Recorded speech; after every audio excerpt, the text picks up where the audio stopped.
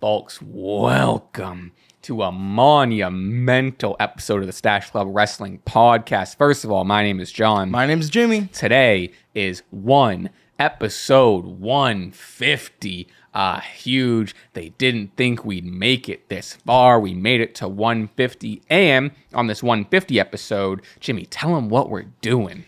We are predicting the upcoming World Wrestling Entertainment pay-per-view crown jewel. This predictions championship will be on the line. I'm defending it, but it's not going anywhere because whenever I do predictions, it's not predictions, it's spoilers. Let's get into it, baby. It's going to be, we have another short card. Right now we're working with 5 matches. We're both kind of thinking, is your background Jade Cargill? That's hard. As the champion. As the champ, which is like... picture that doesn't exist. But you gotta, what's it called? Manifesting? Yeah, we're manifesting. That That's so sick. Although I was a great picture. Someone did notice me on the bus today that I had this background, which like it is kind of like, whoa, it's a very flashy background. Clocked no one clocked it, but I you can tell someone's seen judgment it. was there. And he's like, that's not your girlfriend. That's not manifesting. That's funny. That rocks. Manifesting. I need to change. I got a boring phone back. I just got I didn't know what I got a beach. I just said something generic. I need something cool. I don't know. We'll figure it out. But folks, we are working with 5 matches, the Triple H special as we're calling it. But we were kind of thinking that probably on SmackDown they might add something. I hope they add something like a little, I don't know, God forbid, a Julia title match might be cool. Women's tag titles, something. I don't know. Something or other. You have a plethora of mid-card titles that could be added. And right now, as we stand, I'm not counting the Crown Jewel Championships. Sue me now for not counting it. I do not care. I don't count them. So like, there's really no title matches or stakes in a lot of these pay-per-view matches, technically. Yeah. So why not throw one of your mid-card titles on there? So make it 6 matches. That'd be great. I don't know. I mean, we are also, I don't know if you have it down, but I also have my wrestler match of the week for later in the show. But folks, before we dive too deep into it, first of all, just want to, I mean, I don't know. Every time I come into this being like, we're going to have a short episode this week, whenever we end up talking for like an hour and a half, hour 45. But scheduling wise, I got some personal stuff going on, so filming and schedule wise is gonna be weird and I have a crazy week coming up. So this episode might just be a little bit more condensed and just predictions a little bit shorter, but we're also gonna have a full additional episodes still for you on Patreon, patreon.com/Stache Club Wrestling, patreon.com/Stache Club Wrestling. Get that clean. Over there, we're answering some questions. We're chit-chatting about some other stuff and whatnot. So, don't be surprised if this one's just like shorter, which granted, we've been hitting like consistently. We're like an hour and a half at this point. Yeah. Which is cool. Plus, I've been streaming. I streamed yesterday for Raw. I streamed for NFL Red Zone this past Sunday. Sick. That's so fun. I'm the hardest working, fastest rising wrestling content creator in the world. So hey, it's not a big deal that we get a shorter episode in the pod this week. It's fine. So I guess let's just dive right in. You tell me where you want to go first in terms of predictions. Do you want to start off like top of the card, bottom, work our way up? I don't know. What are you thinking? Maybe perhaps a John Cena, AJ Styles. That's like the most eyeball match. I feel like they'll get the most people talking about. So maybe start there. We can start there. John Cena versus AJ Styles. Right off the bat, who you got and why? We're also, because again, it's 5. Right now it's 5 matches. We're doing predictions, confidence points. Excuse me. Yes. So also sorry. One more plug. If you want to join the Discord and compete with me, Jimmy, and the rest of the Stache Club community in the Discord, you can A, become a member on the channel and you link your account, get you in the Discord, or B, become a patron and you get all these additional episodes as well as the Discord. The Discord's popping off. You can participate in predictions. I have to fill mine out when the forums drop. But shout out the Discord. Shout out everyone that works very hard in there. Many good people in the Discord. The Discord rocks. I just added, there's like new stuff in the Discord. I added a channel, I tweaked some stuff. But anyway, we'll start off with you. Who do you got and why? John Cena, AJ, kick us off. So I kind of feel bad for one, AJ Styles. It's no easy task doing a feud when your competitor is not on TV ever. Right. AJ cut that promo last night on Raw. That was, in my opinion, a bit corny. I think really? After the 6-man, he kind of just stood up on the table and was like, I'm gonna beat up John Cena, and it was like, it's tough trying to feud someone. I think he even said like, we don't need a story or something like that. It's like, okay, well, because you don't have an option, AJ. Yeah. With that being said, I'm gonna go John Cena over AJ Styles, and for the folks at home that don't know what confidence points are, listen, there's only so many matches. And so there's 5 matches. The most I can put is 5 confidence points on this match because there's 5 matches. And that's what I'm going to do. I'm going to put 5 confidence points on Jonathan Cena to get this win over AJ Styles. I think he needs the W after losing to Brock. And yeah, I just think, again, this is a match that really doesn't have a story. It's just going to be a match for the sake of a match. And of course, paying respects to their terrific trilogy. I am worried this might have some kind of Omega Okada kind of expectations, and they don't reach up to the expectations sort of thing. But I'm going to take it for what it's worth. It's one of my two of my favorite wrestlers all time going at it in Perth. Can't wait. Yeah, I also have John Cena for those similar reasons. I don't see him getting another loss off of the Brock loss, and especially like going from like a match of the year contender with Cody at SummerSlam to whatever we got with Brock. Don't forget about Logan. Was Logan snuck in there? Yeah. Between SummerSlam? SummerSlam and now? Between SummerSlam and WrestlePalooza. Whoa. Clash of Perry. Well, people forget about that Logan Paul match. It was an okay match. It was. I didn't forget about it because I was discrediting it necessarily, but Jesus Christ, I almost forgot Clash in Paris was a thing. So many events these days. Anyway, I have Cena for 3 points. I do think there's a world, not that Cena cause I think it's been announced that AJ said that he's going to retire, at least from the WWE, in 2026. So I could see a world where Cena puts over AJ in the sense like, oh, you know, here's one for your last year or whatever. But I don't know. I mean, it's a retirement.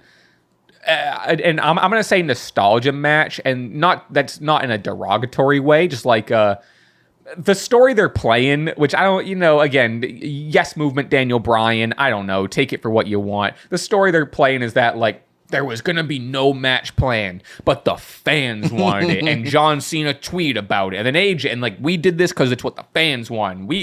Which also is funny that yeah, we could have done this match the whole time, but we weren't going to give it to you until you begged and pleaded with us, and we finally went, here, fine, have your little John Cena. I don't know why they're running with that story. I don't believe it, but yeah, it's I think it has the potential to be really good. I don't think it's gonna hit their like 2016 matches, but seeing what we got out of Cody and Cena at SummerSlam, and AJ is just as good, if not better. I would still say, I mean, AJ in his prime, obviously, but like AJ now, there's an argument that who's a better in-ring competitor, him or Cody.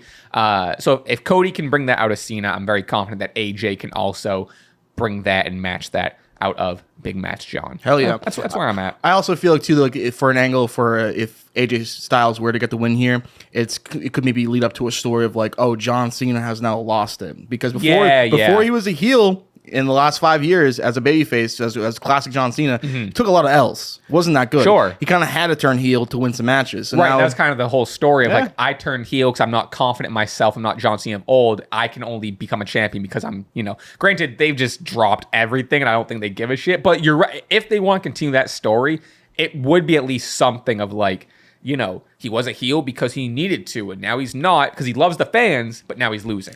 And it will lead up to even more of an underdog story for Big Match John, leading up to his possible last match, which I think is being heavily rumored to be somewhat confirmed, to be Gunther.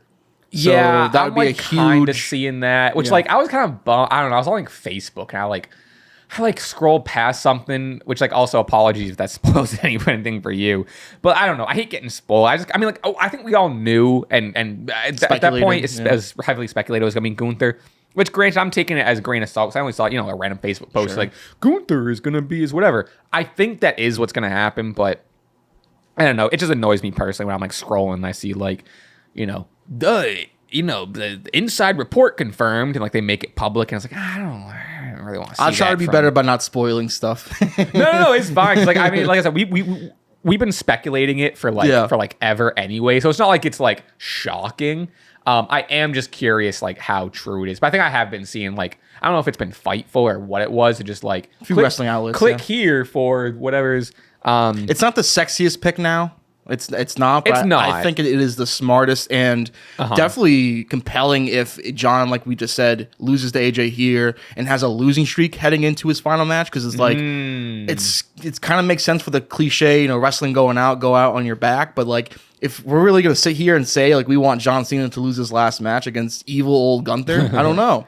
Yeah, I think we even touched upon it. I want to say in the past week or two of, like you said, it is tradition and respectful, whatever, to go out on your back looking at lights. I think John Cena is someone that would do that. He's a guy that likes tradition and likes, putting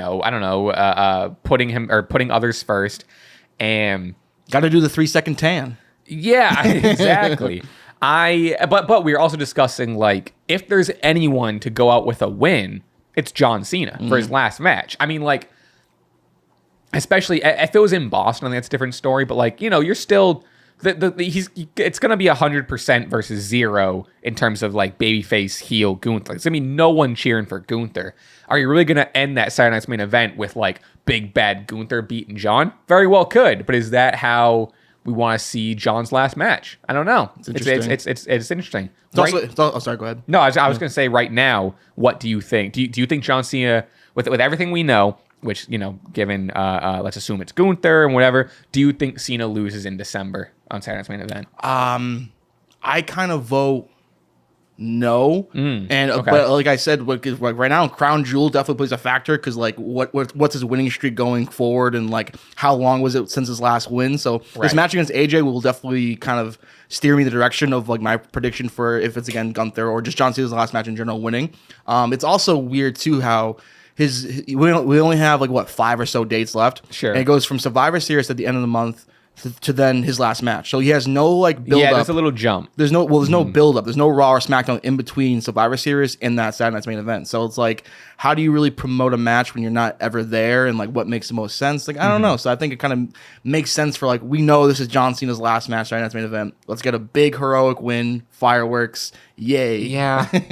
God, it sucks that's on Saturday Night's Main Event. And in Washington, I'm still not over that. Still not over that. All right, well, that's our John Cena AJ pick. Let's bounce to the top of the card and then go down. Let's go over to Cody Rhodes versus Seth Rollins for the Men's Crown Jewel Championship. Who do you got and why? I think there's a lot of implications that have happened over the past couple of Raws that might steer you in a direction or not. So I'm curious where you are. This is a must-win match for Seth freaking Rollins. Let's be honest here. He has to win this match. I know Paul Heyman mentioned, like, oh, he's 3-0 against you. That's not true, Paul Heyman. He is 22-0. Hashtag house shows count. It's in the database, so look it up. Cody has beaten Seth 22 freaking times to Seth's 0. So Seth has to win this match. It's going to be by any means necessary. I think Seth is getting more serious and more serious. He's so locked in. There's been a few times where backstage segment where Becky's kind of loved it, going bananas, talking in circles right around him while he just kind of is locked in. When she like left and then like came back, I was fucking cracking. I was like, and another thing. Oh, you know what? And Seth's locked in. It is the great lock-in season of 2025. So yes, Seth seems to be locked in. So this is a must-win for Seth. I agree. How many confidence points you got? Oh, I'm sorry. 3 confidence points. Yep. I also have Seth Rollins for 4. I love the backstage segment with him and Paul where he was like, what happens if I lose? And Paul was like, which I really like. People are saying WWE is boring right now, and I don't disagree wholeheartedly, but watching last night's Raw, like, we got the Damage Control girl story cooking.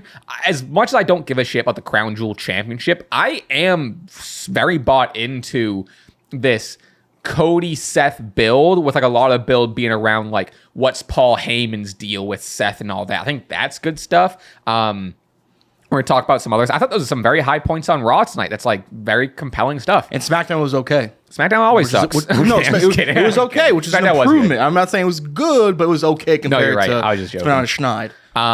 But so I feel hopefully that's signs for a good turn. But like I said, Paul Heyman stuff kind of confused me a bit. I'm like, you're already kind of putting thoughts in Seth's head that you don't have his back. Like this match against Cody means that much to you, and like if you already believed that much in Seth freaking Rollins, you made this decision at WrestleMania 41, and you went with them. Now this match at this bump of the road at Crown Jewel, is going to decide your loyalty. I was kind of surprised by that. I really was. I think so, like how I took it is like he hitched his wagon to Seth. He's like, I believe in you, but Seth, you've been losing. You haven't been winning. I'm granted you do have like the world championship, but like, you know, I chose you over the tribal chief. And I love how like Paul's been saying like, I still love the tribal chief. Like I am still a tribal chief guy. I've just made a different decision. And like during the promo last night where he was like, you know, ever since you lost me, you don't know how to cut a promo. Here's how you really do it. And like, I think there's a lot of interesting stuff there. And even people are looking at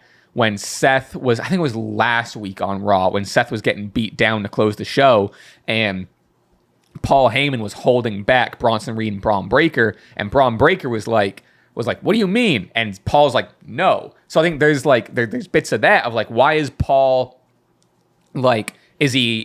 Well, you also could remember Seth wanted to go attack Cody to finish the job, and Paul was telling Cody, Seth, no, don't go in there. And then Seth went in there. Cody kicked his ass too. So. Right. So there's different like puppeteer manipulation tactics that's Paul's doing, and whether that's like, oh no, Seth deserves to get beat down. Is it tough love? And then in the promo last night backstage, I really liked, you know, Seth trying to have a serious conversation with Paul, and Paul like dancing around until Seth was like, no, like fucking be real, like tell me. And then like Paul switched modes, like, do you want it? I'll fucking tell you what it's straight. You know, I'm trying to protect you and be all blah blah. But he was like you were saying, he's like, this is a must win for you. You have to beat Cody. And then he went into the whole thing of like, you know, you're gonna make me regret choosing you over a tribal chief, and like you have to give me a reason to stay with you. And we're kind of seeing that like Seth's not the leader here of the Vision. Paul Heyman's, I think, the leader of the Vision.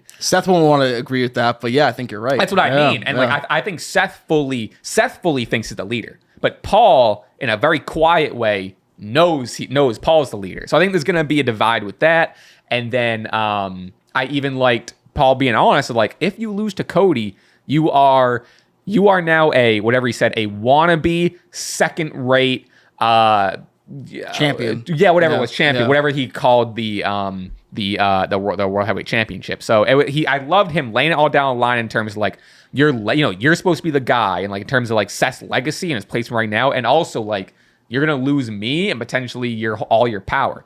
Because you set the example for Braun and Bronson. Like they can't look up to you no more if you lose to Cody Rhodes. Right. And then Seth's delivery of the line of like, I have to beat him, like very reminiscing of Stone Cold The Rock X7. Like that line that Stone Cold delivers, like, I have to beat you, Rock. I need it more than you ever could imagine. And like Seth, this is like, we're gonna see something out of Seth in this match. If Cody wins this match, like, sure, I guess it does give into some story about like, now what's Paul gonna do? But like, the more compelling story is, I think, putting Seth in that place. One, I think Seth deserves it. I think Seth really deserves the win. He deserves his credit. And like, for the story of the Vision, and to make it more interesting, he does need to prove Paul right or wrong, whichever you want to take it, that I can beat him, blah, blah. Cody doesn't need this win. Sure, it protects your world champion. There's also more speculation of which you can tie in SmackDown in terms of Randy Orton's involvement. Is Randy Orton gonna get involved here? Is Randy Orton gonna turn heel on Cody Rhodes and maybe cost him? Which like I'm iffy about. Which I like all that stuff, like the heel stuff, whatever. But like in terms of like Randy coming in, costing the match for Seth to win, like ultimately Seth and Randy don't give a shit. Randy doesn't give a shit about Seth. It's like, and you know what I mean? You shouldn't really give a shit about the Crown Jewel Championship too. Randy's gonna take that flight just for the interference spot. I don't know, but and then the whole thing too. I am someone that would love to see the old Randy Orton of old, the heel Randy Orton. Me too. At this point though, I don't know if we're gonna get that. It's kind of like it's kind of very similar and goes to like the fact that like John Cena's heel run did not smack like it was supposed to, and part of that was because the crowd does not want to boo John Cena. And I think we're at this point with Randy Orton too, where even if what could Randy Orton do to get the crowd against him? I don't think it's the turning heel on Cody. I think many people might actually dig that and like that. So like, I don't know. It's kind of a tough one. But no, I had a similar point. I think I was on my Yays and Booze episode plug, and I think you can easier do it with Cena, but you're right. It's a risk. It's one. I mean, we saw no matter how heelish Cena was, he was still getting the majority of cheers against Cody most of the time, right? Randy, I would say, is at just as much of a beloved veteran status as a Cena. My one hope is I do think, like, because Randy is more known as a heel, more famous as a heel, I think, like, one, the crowd can easier buy into it, or two, the crowd can maybe, you know, be like, oh, we're going to play our part here. You know what I mean? Where maybe they didn't want to play their part with Cena because they want to cheer Cena. My hope, and granted, it's a 2025 WWE crowd, so, like, I don't know. Sure. No offense to anyone, but it's more so just, like, they do what they want. You know what I mean? A lot of times they're the star of the show. Yeah, right. But I hope they try, because I would love to see this veteran last run Orton with, like, full heel. It would be full circle. We've talked a bunch of times about how cool and almost cathartic it would be to get this, like, heel Randy versus Cody, mentor, mentee, student, teacher, legacy sort of thing. And I suppose it'd be up to, the writing team to kind of get us there to where we all hate Randy Orton. I mean, that would be pretty coincide maybe with a punting of the beloved most babyface young guy, Javon Evans. Imagine him punting Javon Evans. Whoa. Or even, I thought about this, a little throwback to when he was feuding with Triple H. What if he handcuffed Cody to the ring and gave an unconscious Brandy Rhodes, a little kiss on the forehead? Like, go into that Viper mode and make us hate Randy Orton again if it's possible. I don't know if it's possible, but because if they do it, they need to do something devious. Yes, they can't just like half-ass it and like, oh, he made Cody not win the Crown Jewel Championship or whatever. So there's a lot of what would be hate if you brought back Burn in My Light? That would be really some heel stuff. You know what? I'd boo him. Fine. It's a compromise. But yeah, there's a lot of stuff. I wouldn't be shocked if we get some sort of, I don't know. So do you think, I guess the greater question is, do you think, as much as we kind of speculating and do you think that Randy will show up at Crown Jewel and cost Cody? I will say very confidently no. Okay. Yeah. Interesting.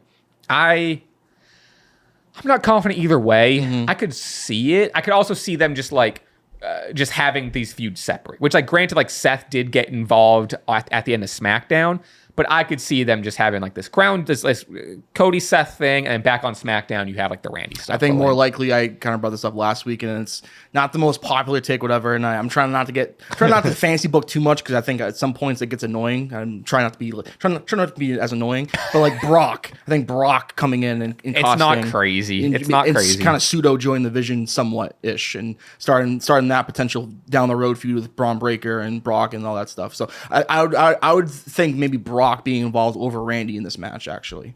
Oh, really? Yeah. Oh, I don't see. I'm not as Brock over Randy, but I wouldn't be shocked if we hear Brock's music at some point. Because I think Seth is so desperate, and the whole Paul Heyman aspect of the thing, and like, even Cody has brought up twice now the whole trying to develop that wedge in between Seth and Paul. Like, did you approve the whole advocate thing? Like, that was kind of weird, huh? And like he brought that up twice. So I think there's definitely in this history between Brock and Cody, and I like that. Like the biggest dig Cody keeps doing is he keeps going like, and your advocate, excuse me, Oracle, like just like burying the Oracle term is like his biggest dig. It's funny, but yeah, it's a lot of stuff that could happen here, and I think there's a lot of, not to be like this, armchair book or whatever. There's a lot of ways they can. There's a lot of ways they can just cop out and do the boring. Like, you could have Cody win here. You could have Cody win here, and then great, and then, you know what I mean? Clean Cody win. I don't know. You have the vision there too much.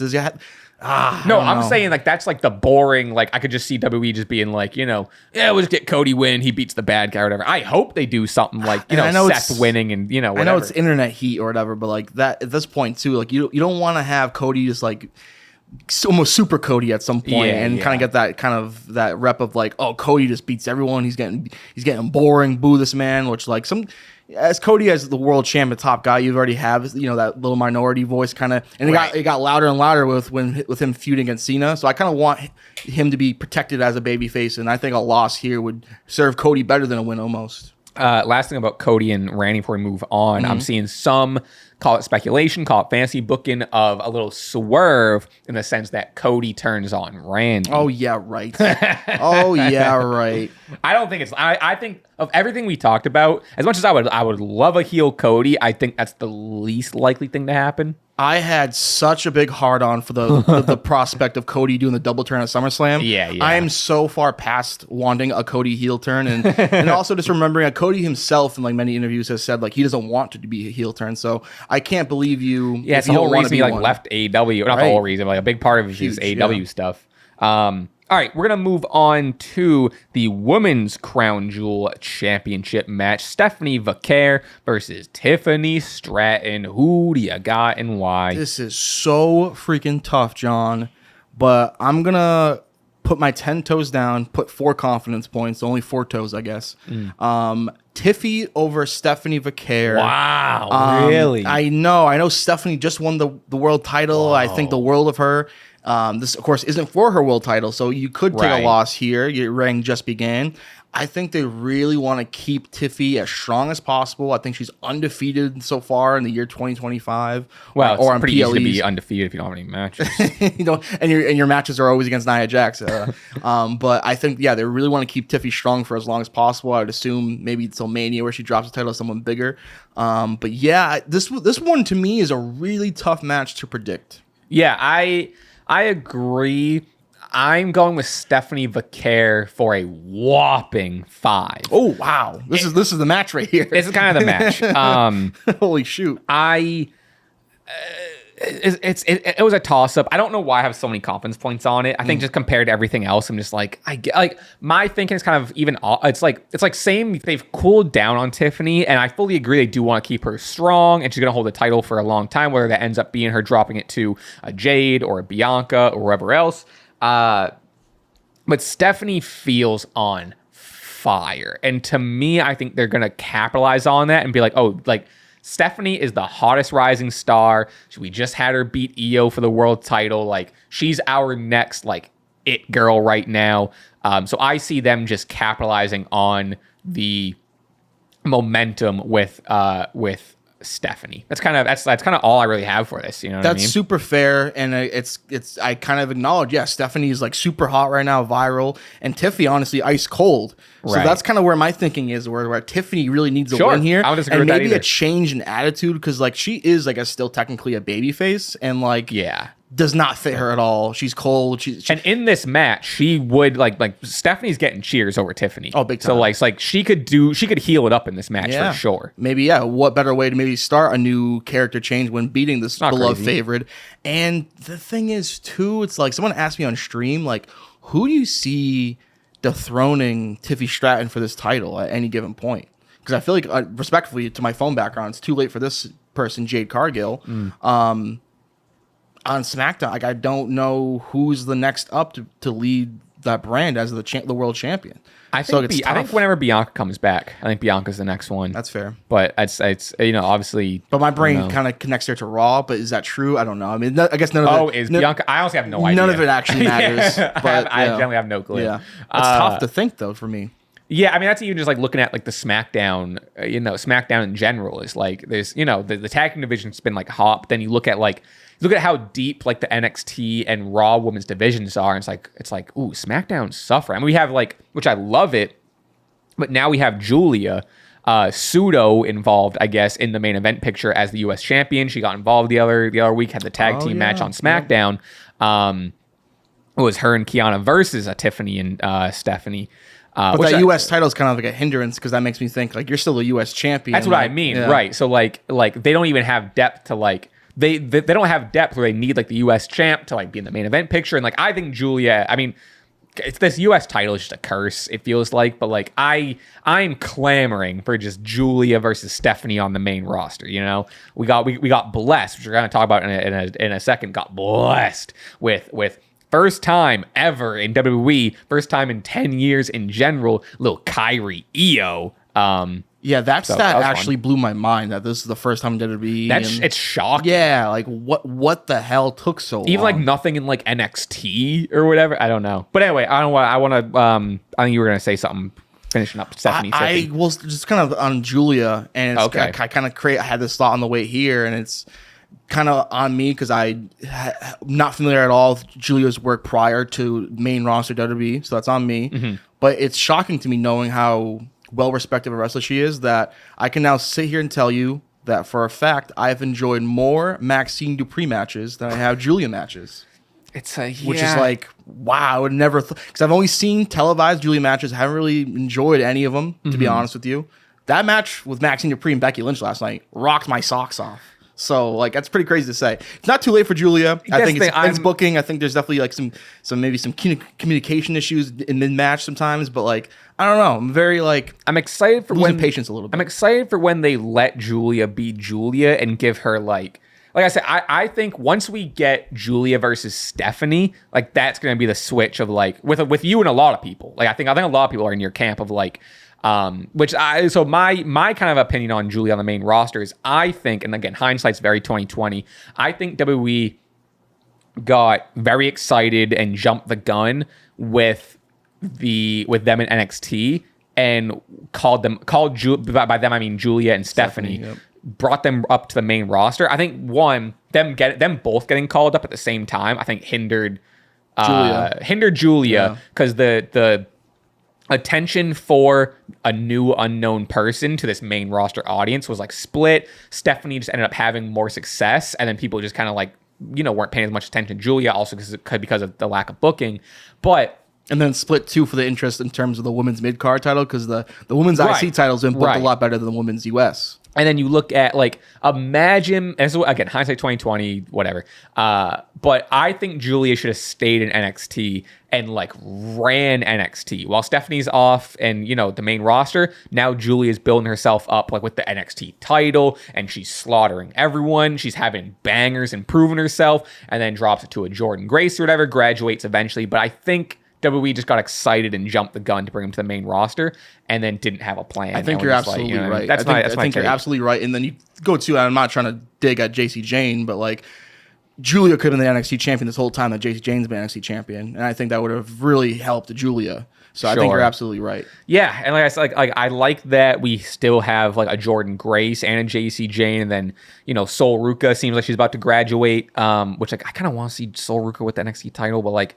It's like the same discussion as a Javon Evans. Like at this point, you even need it, right? But that's neither here nor there. But yeah, I know I fully get. I will say like Julia does have great matches in Japan. That's like definitely worth going to. But like it is which I agree as someone who. Upon learning about her signing, kind of like learned more about her and became a real big fan of her. I'm in a similar camp of just like kind of just tapping my foot of like, okay, when are we getting this like stardom Joshi Julia? I don't know. Love Kiana James though. Yeah, Kiana James is cool. I'm kind of over the pairing though, to be honest with you. It's like I'm your lawyer. Okay. Yeah, and like she's like kind of wants to recruit people, but like not. She's like she was trying to recruit Stephanie or something. Yes. Yeah. And then like it was like. A half-ass recruit. She doesn't have a faction. It's just her and Julia. I don't know. You're not Don Callis. Yeah, it's weird. I did see Santos. Santos, I guess as of midnight last night, Santos is released to the WWE, and then people immediately started posting Don Callis' photo. Oh my god! Yeah, like we have another member. Come on in. I also thought that was really funny. I mean, not Santos leaving WWE. That kind of stinks, but. Everyone keeps hammering that home at midnight tonight. It's all over. So like every report, anything was gonna happen. Like yeah, he's gone. To say he's gone from WWE, everyone's like, oh, midnight tonight. Like title, which granted, I think I was telling. I don't know if I said it. We're recording this on Tuesday, and this is coming out on Wednesday. So, but title Tuesday for Dynamite is tonight. I know. So NXT Showdown is tonight too. Yeah, the TNA versus NXT. A lot of stuff tonight. I know. And then so yeah, I wonder if we're gonna see Santos Escobar invading NXT. We'll see. Or on Dynamite. I don't know. Tune in to find out. Andrade. Okay. Did we record? Yeah, no. Andrade's in AEW now. That's Andrade's cool. in AEW. Cool. I think I'm into it. Again, I talked about it in my yays and boos of Dynamite. I like it. I nothing's gonna make me not a fan of Andrade. Right. So it's just like I hope so. He's in the Don Callis family, which they're fucking stacked. I think what are we getting tonight? Which guys doesn't. We're talking about this now after. I didn't even know Title Tuesday was happening. I'm totally shocked. Although I learned about 2 days ago. Historically, has it always been Title Tuesday? They had didn't they have another championship themed thing on TBS? Not Night of Champions. Yeah, you're right. I forgot what it was. It might have been title something. I don't know what it would always be the champion retains after a nice short match. And I'm just like, why did I tune in if this is going to be a house show? It'd be like Mercedes versus some random person. It'd be a squash match. The card looks good tonight. But all right, let's move on to Rhea Ripley and Io Sky versus Asuka and Kairi Sane. Now, I'll tell you what, my decision. Whoops, my computer froze. My decision for who I was choosing has been swayed since last night. So we got, more Kairi. I mean, at this point now, Kairi is almost becoming the main character of this story, which I love. Asuka backstage was like, you're facing Asuka tonight. You're facing Io tonight. Kairi's like, I don't want to face Io. I don't want to fight. And I even tweeted it, but I loved the story in this match of these two people pitted against each other. They don't want to wrestle each other, but they're also two of the best wrestlers. So even them not wanting to wrestle each other, they're gonna do some sick stuff because they can't help but being great wrestlers. You see Kairi break her neck. The Alabama slam on the thing. That shit was brutal. That shit was crazy. That was nuts. There was some first of all, great match. We talk about it. Not my match of the week though. Ooh. Close, very close. Wow. I'd say it's number 2. Shock. But I really loved it. It's also because people are now he's the Io Sky guy. So now I gotta just shake that. But they always try to put you in a box. Apparently, I'll tell you, it's on the video which we did. It's credit to you. It was your idea. The 13 words or less. Nice, did very well on. Did well on Instagram and YouTube Shorts. I think we just gotta tighten the rules. Just gotta tighten the rules. Yeah, which I think it's there. It's that. I really liked it. Me too. But in some of those comments, I always get, in every other quiz, we're like, John didn't get this one right. How did he not? Which they ignore the 14 others I got right. Sure. And they're like, you didn't get Tony Storm. It was so obvious. But then now there's comments in that 13 words or less one where it's like, this is rigged. He knew the answer beforehand. So what do you want? Do you want me to, what do you want? I get the answers wrong and I get the answers right. What do you want from me? But anyway, that's my little whatever if I saw. But anyway, so point being, we'll get to the prediction here of, so Kairi ended up beating Io because, which I thought was a really just smart, Asuka pull in whatever, which is this is the interference, this is interference that makes sense, and it's not just some random person running in or whatever. At least it adds to the story as much as I would have preferred a clean finish, whatever, adds to the story, adds to Asuka. But Asuka and Kairi beat down Io last night, and Rhea was already in Australia, not able to help, so Io just got her ass kicked. I love the assisted insane elbow she does with Asuka holds her up. So now I was leaning Asuka Kairi to win this. I think they had more to gain, but coming off of Raw, just beating down Io, now it kind of swings to now maybe the good guys are gonna get their, it's also in Australia. Right, I think there is an Australian on one of these teams. Huge advantage. Which I think is why when we were coming into this, I said that I was gonna maybe change a pick upon discussion, and I think this is the one I'm changing for 1 confidence points either way. 1 confidence point here. I had Asuka Kairi, but I have another, not to spoil us anything, but I have a different Australian losing. So I think you need at least 1 Australian victory. You know what I mean? So I'm going, not to lead the horse to water here, but I am erasing Asuka Kairi for 1 confidence point. I am going Rhea Io. What do we got? What are you thinking? I am right there with you. I think Io Rhea get the win here. Strictly, I can already see what's going to happen. Asuka is going to throw that blue mist. It's going to hit poor Kairi. She's gonna get blued, and then Rhea is gonna do her thing and then finish her off, and then that's that. Babyfaces go home happy, yay. Feud will for sure continue. Yep. This isn't over by a long shot, but a nice win for Io Sky and Rhea Ripley here, in my opinion. Only one confidence point. Yeah, though. I also have one confidence point because I could see, even though the beatdown did happen on Raw, like I do see, the heels doing heel stuff and getting one up from.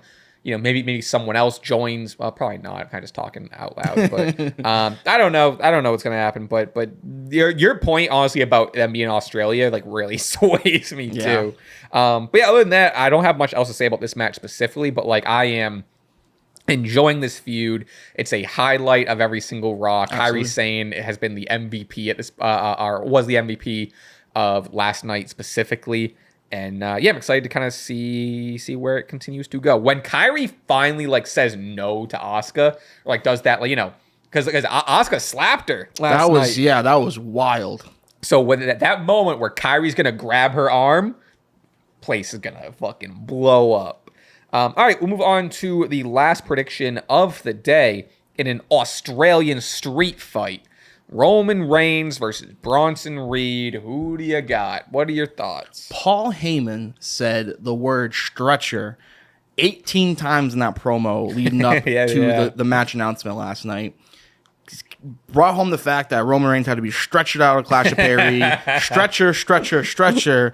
So naturally the match is going to be a Australian street fight. That's a good point. That was crazy to me. That's funny. And then, of course, just how lazy is it just be like, you know what? Not a street fight. It's in Australia, so it's an Australian street fight. And it's just going to be a no DQ match. It's not going to be, brutal. I would, eat my words because, clearly I love to be eating food, eating words, whatever. And I love to eat my words here if it's, we get to Crown Jewel in Perth and you have koala bears, kangaroos, I think cactuses. I'm sure they're there. Whatever. Yeah. Give me the Australian vibes. Have them wrestle in the outback, and then I'll be pleasantly surprised and pleased. Blooming onions around the ring. Blooming onions. Yeah. Give me everything. There won't be, though. There will be kendo sticks and trash cans and nothing to do with Australia. So I was a bit disappointed in that aspect. I mean, you done it with the good old Donnybrook match. They brought a whole element of we're making the match title feel like the match. Do that here. Give me kangaroos. That'd be sick. I'm going with the Australian. I'm going with the Bronson Reed. Bronson Reed. It's not crazy. This has to be a Bronson Reed victory.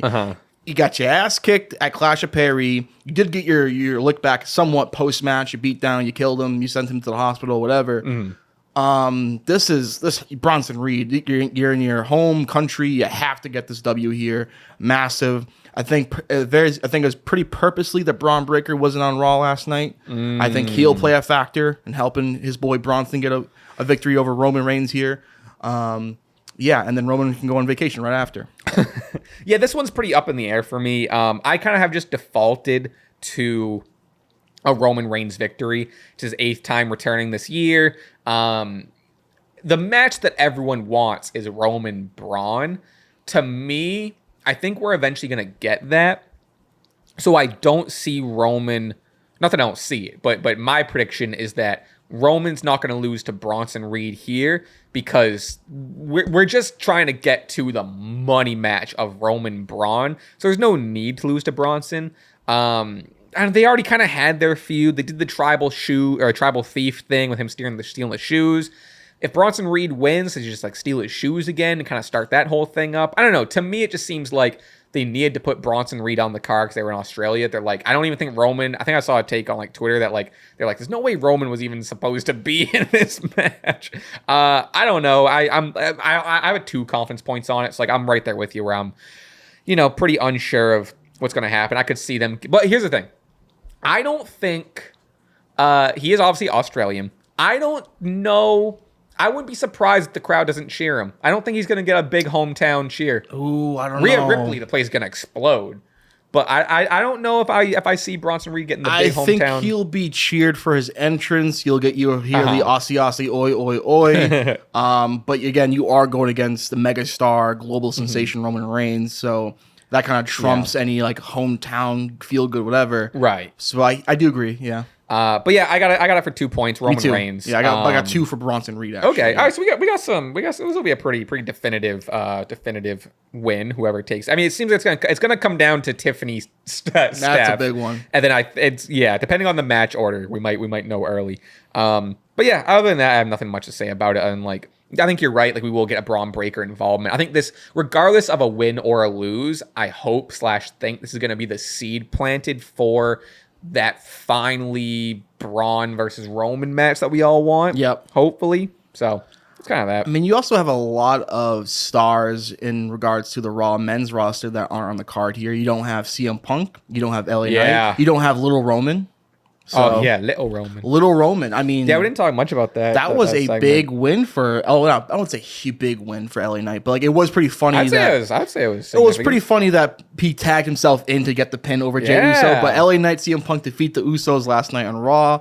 I thought that was it's definitely an interesting story they're telling. And then like, where is that leading to? Will it lead to Roman and the family in the War Games match or? But it is also the antithesis of that like LA Knight meme of like it's over, we're back, it's over. Because now all of a sudden we're talking about world titles again for LA Knight. Oh my God, we might be, you know what I mean? Although his promo with Punk early on felt really odd and off. I think he forgot his lines. Well, you know what? I have a take. Yeah. And this isn't going to feed into the me not liking Punk agenda because I like Punk, but like this isn't going to help.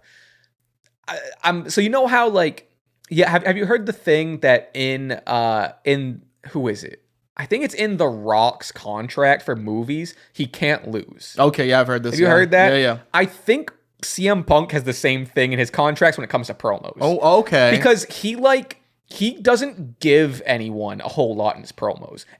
He kind of hits everyone with the. He's almost the antithesis, and I keep using that word. I don't know how to pronounce it. It's a good word. He embodies the John Cena nice speech. Like, LA Knight is great on the mic. And I think you're right. I think there was a little bit of stumbling. Maybe he was a little nervous going against the best in the world on the mic.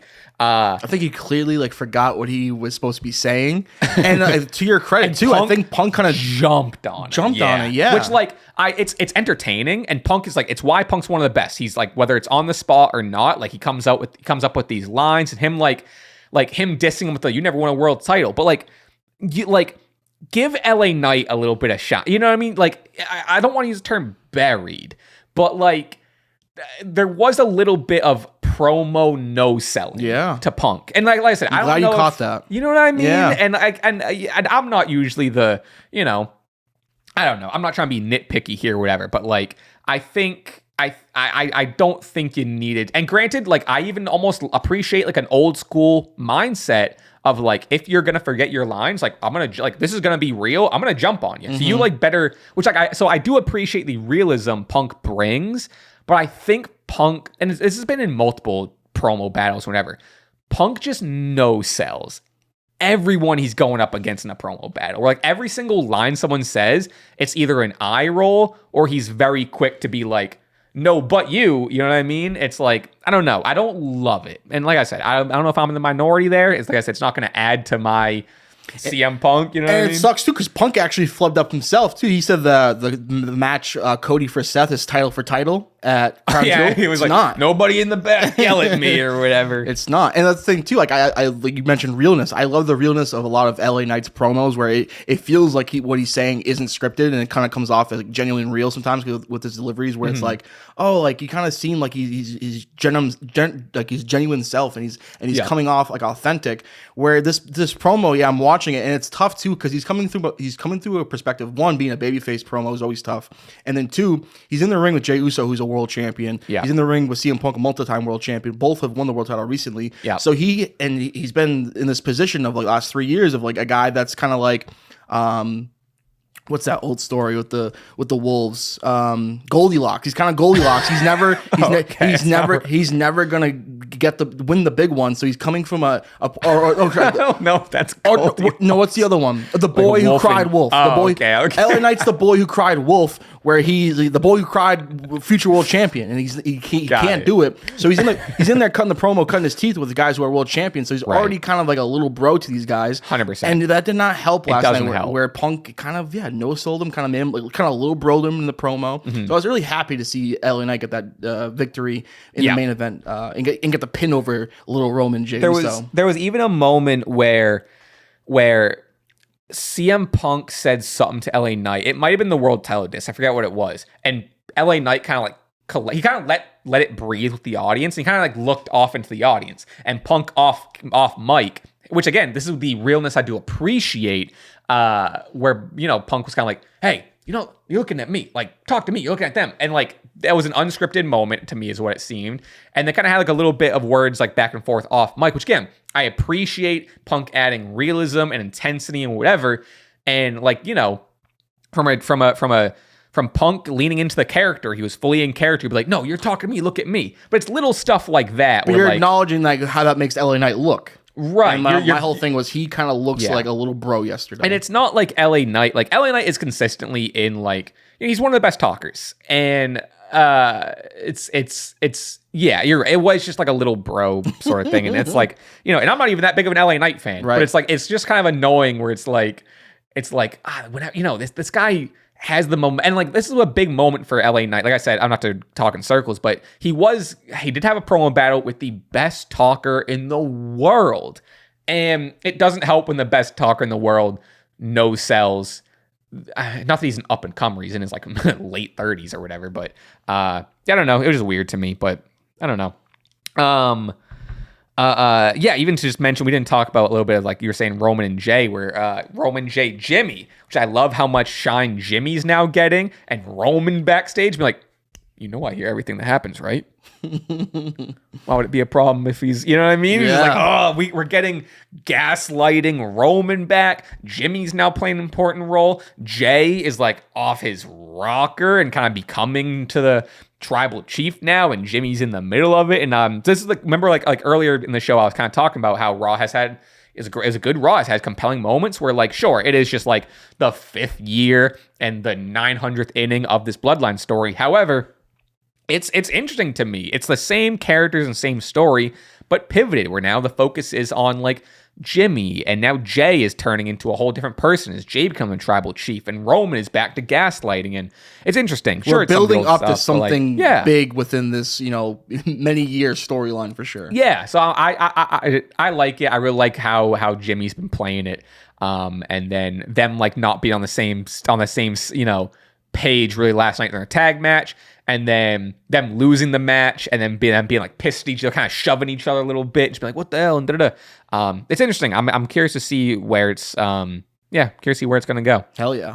All right, we're gonna wrap up the show here with wrestler / match of the week. If you got it. Oh yeah, I got it. Of course I do. All right, let's go to. I'll start with my match of the week. A close second was Io Kyrie, but I'm jumping all the way a week ago back, which is a week ago. My memory doesn't work like that, so I can't tell you specifics, but I really enjoyed Kyle Fletcher versus Orange Cassidy on Dynamite last Wednesday. I love that Orange Cassidy's back. I think he's a refreshing part of AEW. And then what more is to say about Kyle Fletcher? The guy's just like a star and proto star, whatever you want to call him. But yeah, I really enjoyed this match. I think they worked well together. I love when Orange Cassidy does his shtick and then like pops off or reminds people of like, oh no, I'm like, remember that match I had with Moxley X amount of years ago? You know what I mean? I can still do that. Yeah, that was my match of the week. I really enjoyed it. And I think for either tonight, because for Title Tuesday, it's now Kyle versus Kyle for the TNT title, I believe. Kyle Fletcher versus Kyle O'Reilly. Oh, is it? I think so. That's a big one. But for my match of the week, I'm gonna go with last night. Io Sky, Kairi Sane. I believe it's pronounced Joshi. Yes. Joshi style match, which I appreciate. Maybe I got to start locking into that style of wrestling. If you have any suggestions, let me know. I'll check them out. I've been, not to make this a plug for me, but I've been tapped in on Patreon. I'm watching, I've become a really big fan of Manami Toyota, who's I think she's from like more like 90s. She's fucking killer. Current start, I think it's coming out at the day of recording is Tuesday. I think the watch along is coming out on my Patreon. I'm gonna get the names wrong, but Saya Kim. You're trying your best. I know it's not easy. Let's see. Hold on. Versus. I'm just gonna try to. I mean, I'm gonna still pronounce it wrong. It was Saya Kamitani or Kamitani versus Suzu Suzuki. It's a match that happened earlier this year for one of the Stardom belts, and shit fucking rocks. They kick the shit out of each other. I'm a big Saya Kamitani fan right now. I guess there's this whole thing of this faction in Stardom right now. It's called Hate. It stands for Hurt, Abuse,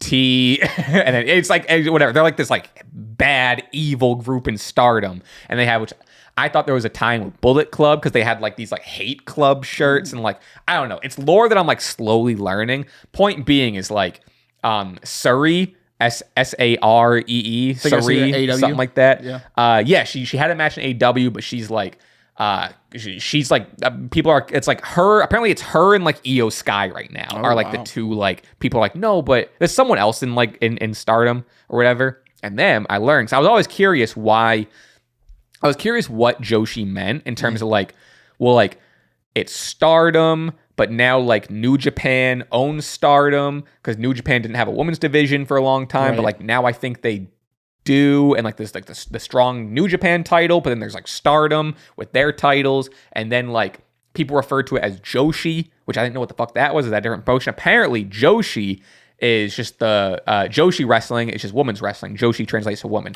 which is news. I had no idea. I thought it was a style of wrestling. I thought it was a style too, which like maybe it kind of is like a one in the same sort of whatever. Maybe, yeah. But Joshi wrestling or whatever, you know, Joshi whatever translates to, it's Joshi. Joshi Puroresu, Puroresu, and that translates to women's professional wrestling. Wow. Yeah. The more you know. Thanks for educating me. No, I learned like all that, like, and I connected like 8 different dots, like just like earlier this week or this weekend, where I'm like, oh, but like, it's such a, it's awesome. It's really cool. I'm excited to like, as I'm like watching more, and yeah, shit rocks. Yeah, I'm if you have a match more that's easily accessible to watch, I'd love to. It's all on YouTube. Yeah. Manami Toyota, the Manami Toyota match, who was against. She's fucking killer. But like I don't know too much about. I don't know much about any of it. But like new Stardom, I'm like also starting to learn about. But yeah, no, I went on a little tangent about Joshi. I loved it. That match rocked last night. I just think the head spot, and then Io Sky does this where she gets her legs up for aerial moves, and each time I lose my lunch, and I'm just like, oh my god, that was deadly. Legs She's straight the fuck up. Yeah. Kyrie ate it. Amazing. I love, like, I say it every time, like, how when she hits her missile drop kick from the top rope and just lands so hard and flat on her back from so high up, and then just like does like the springboard out of it or whatever, it's fucking crazy. All of her offense is so smooth. Yep. So that's my match of the week. Io and Kyrie. Maybe it's what is it? Recency bias. Maybe, but it is what it is. I missed Dynamite, so I missed Collision, so maybe there could have been better matches there. But it's what you watch, and that's my match of the week. WWE put out a top 10 most devastating spears video the other day. Oh, did they? Kyrie saying not there. So is Gore in there? I don't know if I don't. I legit was skipping through just to see if Io's Kyrie Sane was there. Is it a video? It's a video. Okay. Yeah. Top 10 devastating spears. We'll see the list on the Patreon. Word. Go right into your wrestler of the week. Wrestler of the week. We're running it back. Same wrestler of the week I had last week. It's Javon Evans. Nice. This dude put on a great tag team match on NXT, and then he showed up on SmackDown and had another good tag team match with Rey Fenix. Yeah. The kid is all over the place. He's the man. He's gonna be he's gonna be number one day. I'd say that confidently. I do think we kind of briefly like brushed upon it. I do think he needs to finish his story and win the NXT title. I think he needs to, like, he's still so, if he was like older, then I guess like, okay, sure, like, you know, bounce over it. But like he should have been the one to beat Ova. That's that's what I mean, right? Yeah. I think so too. As much as I love Ricky, yeah, but it should have been Javon. He should have been Javon. My wrestler of the week, which I kind of saved this to not talk about it, so I think we'll talk about it a little bit to close this show. My wrestler of the week is Maxine Dupree, baby. Oh, now listen, hey everyone. Welcome to the train, huh? I've been on here for a minute. I'm glad everyone caught up. Maxine Dupree is the real deal. First of all, I'm shocked and glad she won last night. They still kind of had her win a little bit like protected way with Becky, but like, dude, the crowd's always so behind. She's such a natural baby face and just a natural underdog. She's so funny. She's just improving week by week. I guess she's been like training at the with like Natty in the dungeon and shit. She rocks. I think as time progresses, she was get more and more talented in ring, and that's going to really make her a fully rounded performer. And also all the credit in the world to Becky, who I think Becky also made Maxine look like $1 million. But I will say, people are giving all the credit to Becky. Not the case. I think a lot. I would even say maybe even more than half. I think that's a fine argument. But I don't think you can discredit what Maxine did, but also Becky in her heel role and just selling and everything also made Maxine look like $1 million. Two had great chemistry. Yeah, dude, I fucking love it. The place was on fire. Got the dub. Little bit of a quick count. Boom, Maxine dub. What do we think about the match? What do you think? It was by count out. Right. It was by count out. And let me say it right now. They shouldn't have been count out. If she should have got the dub in the ring, roll up, when she put her legs up on the rope. Yeah, dude, when she put her legs up on the rope, cheating. I was like, I'm like, that should have been it. Yeah, that should have been it. The roof would have blown off the building. I agree. She has improved. I was surprised to see her go with the legs on there. So I was like, she's a face. But like I appreciate you're the in sense the ring of like, against number one. I agree. Win by any means necessary, and the crowd loved it, and I think it should have been there. And then also too, she won by count out. She should have won by disqualification. Becky hit her with the prime bottle.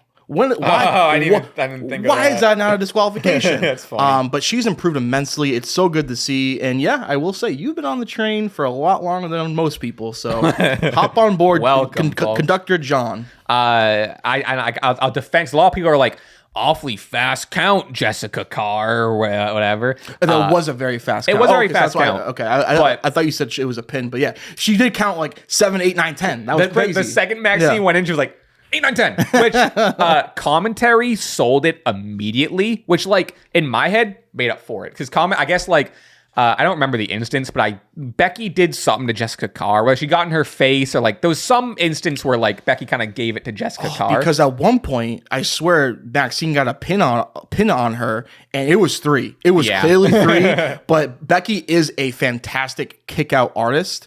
And she's phenomenal at it, but I think there was one point where like there's the what was it last week? There was the Nia Jax botch, whatever, where the discussion was kind of held that like referees no longer they will protect the match outcome by not putting the 3 even though they putting the last hand for the 3 even though they should have. Right. There was one where I was like, though that was 3, you're screwing Maxine Dupree, and then I think that's where Becky kind of got in Jessica Carr's face for that. So I think commentary sold it as like. It's not that the ref should do this all the time and should always play a bigger role in the match, but I liked it for this, where it was almost like the referee getting one back on Becky. Like, oh, you're going to get in my face and like talk shit? All right, watch this.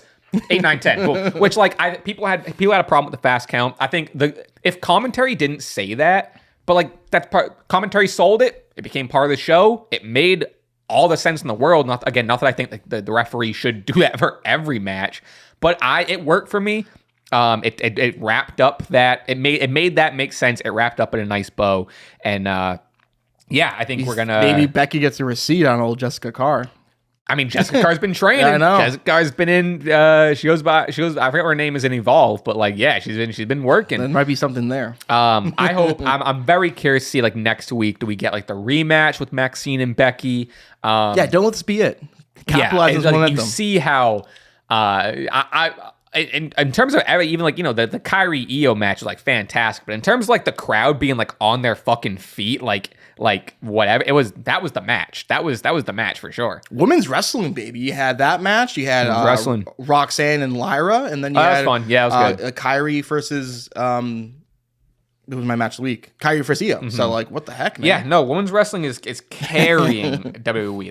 They're consistently the highlights. I don't And think Dom that's crazy. Mysterio. And Dom, bro. And Dom, you see the picture of him playing the PSP while wearing the shirt? Yeah. Oh yeah, my shit God. is cool. That was so awesome. All right, him versus Penta next week for the IC title. Oh yeah, that rocks. Interesting. Fuck yeah. All right, folks, that's where we're going to end it here. Please leave your predictions in the comments. We'd love to hear from you. What you agree with, what you disagree with. Head over to patreon.com/Stache Club Wrestling. We're going to chat a little bit more, take some of your questions, blah, blah, blah. Excuse me. And yeah, no promises, but in terms of stream, I'm going to try to hop on stream at 8 in the morning, I guess. And that'll be on this channel, and we'll kind of just see how that goes, I guess. We'll play it by ear. You'll see the notification and everything. If he doesn't, I will on my channel. There you go. Be there. If not be with me, be there. I wonder if we can figure out like it might be too complicated. Maybe we can figure out like a multi. You know what I mean? Like do like a yard house or whatever the fuck it is. Not a yard house. Stream and like get you on the Me in the corner? I don't know. Yeah, I'll have to figure that out because like I don't to figure that out. I feel like that's possible. Could be worth it. As long as I don't think that'd be too crazy of a delay. Maybe something to try out. I don't know. But folks, thank you for being here. We appreciate it. We'll see you next week. We'll see you all week on the channel. Thank you for all the love and support on the recent videos. Please go follow me on Instagram and everything at Raspy Taylor. Go check out my music, Raspy Taylor on everything. New song out, and I have my own YouTube channel. Big month over at John Moonsalt. It's all linked in the description. Jimmy, where can they find you? Jimmy from the Q on all the social media platforms. Also, find me in the street. Shake my hand. Okay, there you go. Yeah, that's it. We'll see you next time, folks. We'll give you one of these for the road. We'll see you over on the Patreon. Boom. First game is game 3. Red Sox. Yeah, like, huh? What do you? Yeah. Which, like, I have a first date coming up on Friday evening. I'm super nervous and I'm low-key freaking out. But I mean, I don't have the aura for it, but like any of Eddie's lowriders that have ever been used, I would love. I mean, that's all. Yeah, I gotta learn how to drive stick. That's the whole thing. You know what I mean? The decision has been made. Cheers to year 23 at King James. My guess is it's a sponsorship. We're gonna watch it right now. Sure, it's a minute long. I'm just Okay, curious to see let's what do it is.